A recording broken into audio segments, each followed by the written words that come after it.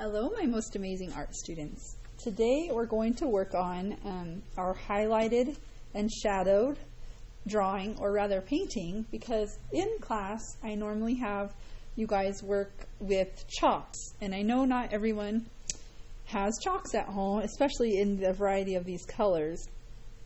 And so we're going to work on drawing our pumpkin and then painting it, creating highlights with that. So this is our introduction to that. And I hope you guys all studied out the paintings of Greene Singing and Vermeer's Kitchen Maid and noticed how light was used in those paintings. So today we're going to do a simplified version of a pumpkin, and I'm going to teach you how to draw that. We're going to start in the middle of our drawing by drawing a large oval. Okay?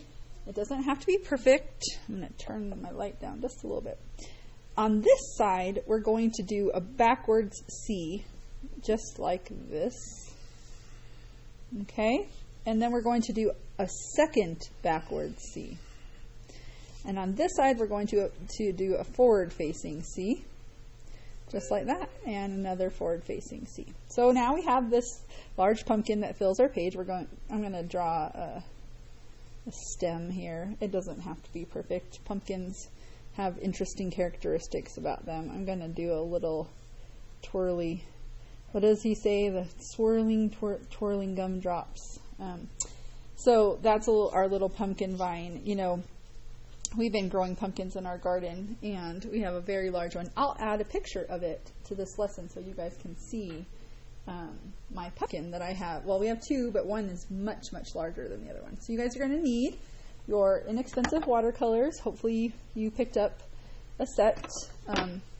And if not, you can do the marker trick where you color on a shiny piece of laminated something, or saran wrap, or tin foil, or something that won't soak up the paint, and be able to paint with markers. Okay, so I'm going to create some color over here, and then start painting darker on the left, because my light source is coming from up here onto my pumpkin. And don't forget to use water to move your pigment around. I'm going to leave a space right in here for a highlight, right there in that little edge of the pumpkin right there.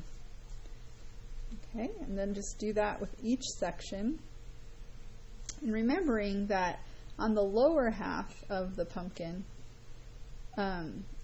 this side, because the light's coming from this, it would not hit this side of the pumpkin technically, because it's in the shadow of this front part of the pumpkin. So we're not going to add a highlight right there, technically. So as you go around here, we're going to add some deeper color shadowing, especially in these creases, and I'll show you how we do that after we finish doing each of these sections. Okay, being very careful to leave a little highlighted area. You know, I was thinking about the paintbrushes that come with those inexpensive watercolor sets. If you're trying to use that paintbrush, you're not going to have that great a success. I hope you have at least a decent paintbrush to paint with, because those plastic ones that they sell with the Crayola water sets are, I actually use them for painting with glue, because that's pretty much all they're good for. I don't know what else you would do with them. So I have 3 sections with a highlight on them. Okay, right there. And I'm going to move my paint so it doesn't pool up in any areas. And then I'm going to go back in and create a darker orange color, adding some red and some orange here, and creating some shadowing, especially on the bottom of my pumpkin and on this left-hand side, because in those creases is where you would get that nice shadowing. So just like in Vermeer's painting, the sunlight is hitting the maid, and then there are deeper shadows in other parts of the painting. So we want to create that highlighted look just like Vermeer. He was a master at it. We are just trying to imitate his wonderful style of painting. So there's that. I'm going to paint that stem. I'm going to tip this up. Paint that stem with a little bit of brown and green, a little bit more brown, woody stem. I love mixing colors to get different hues of color that aren't in my palette. You get nice rich hues. I'm also going to use this green that I've created here for the bottom of my, go around and do a little. Alright, use this down here for my ground. I'm trying to get you in frame. I'm sorry about that. This is my second time filming this because the first time would not upload to Canvas. It's just so lovely technology. And see, this is right here where I'm talking about when wet meets wet, you get bloom. That's what it's called, a bloom effect with your paint, and the color blooms out into the other color. It can be really cool. I actually like it a lot. I think it gives interest, but if you're trying to do a really detailed painting and that happens, it's not good.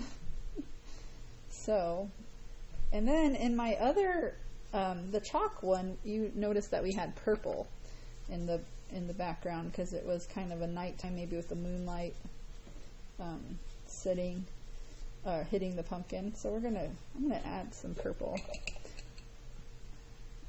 into that background sky, right up in here. This is not a big workspace that I have here. I'm gonna hold my palette, which is hard because I have to hold my paper too. You know what I need? Like a sticky mat or something. I forgot I bought a car mat at the dollar store for this exact thing. So the next video you see probably will have a black car mat on there. Need some more water for this. Let's set that over there so I can hold on to this guy and get it painted in all the way. So what you guys are going to do is finish out your drawing of your pumpkin, your painting, and making sure to keep those highlights and those shadows to show the dimension of the pumpkin and show the emphasis of the part of the pumpkin that you want it to be on. Okay, now I'm seeing that you guys have a lot of highlights because of the wet paper here. I will post a picture of my finished pumpkin, the first one I did, because I already have that one scanned and saved. And you guys can show me what you've created. And it's fall is in the air. It's supposed to get really cold tonight and tomorrow. Not looking forward to that. I wanted fall to come, but not like this. So, unfortunately, New Mexico weather strikes again. So be careful with your paint. That purple is really thick. And I'm just going to paint right over my green vine and just drag that paint away. You'll still see a little bit of the green. Okay? Have a wonderful day. Thanks for joining me, you guys.